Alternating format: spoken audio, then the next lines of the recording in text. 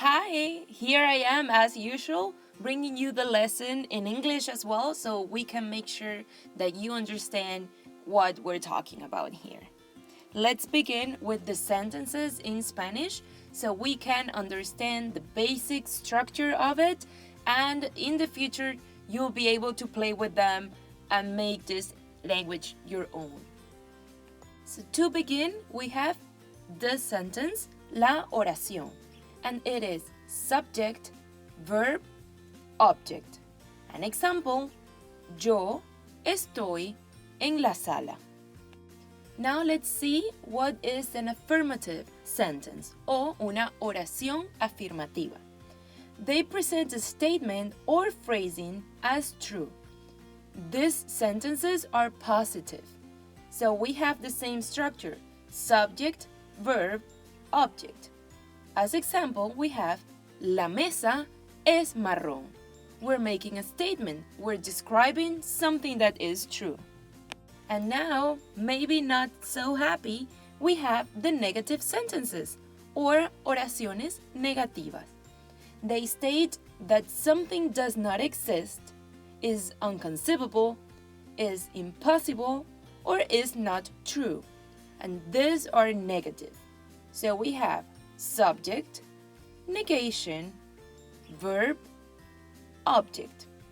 For example, la camisa no es grande. Now let's see imperative sentences, oraciones imperativas. They indicate an order, command, plea, or desire.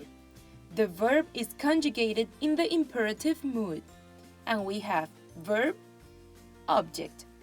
Ve a la tienda. Then we also have the negative form, which is negation, verb, object.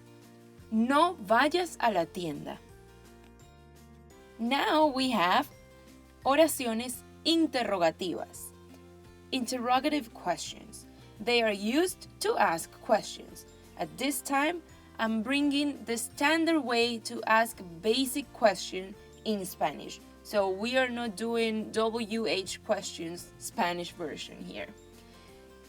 Notice that the question mark goes at the beginning and at the end of the sentence.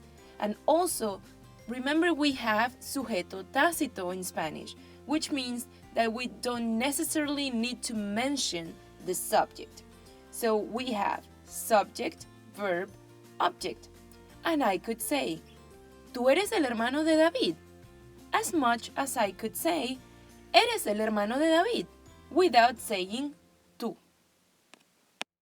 And for the last one, we have exclamative sentences, oraciones exclamativas. So they are used to express feelings or thoughts emphatically. And we have subject, verb, object. Notice the same thing happens with the symbols. We have them at the beginning as opening and at the end as closing. And we could also omit the subject. So, ella es la actriz de la película. Or we could simply say, es la actriz de la película. So our sentences lesson is over, but before you go, I wanted to let you know what the name of question marks and exclamation marks is in Spanish. And we have signo de interrogación and signo de exclamación. I really hope that you enjoyed this lesson and that you can take advantage of it. And let's meet in the next one so we can keep learning together. Bye bye.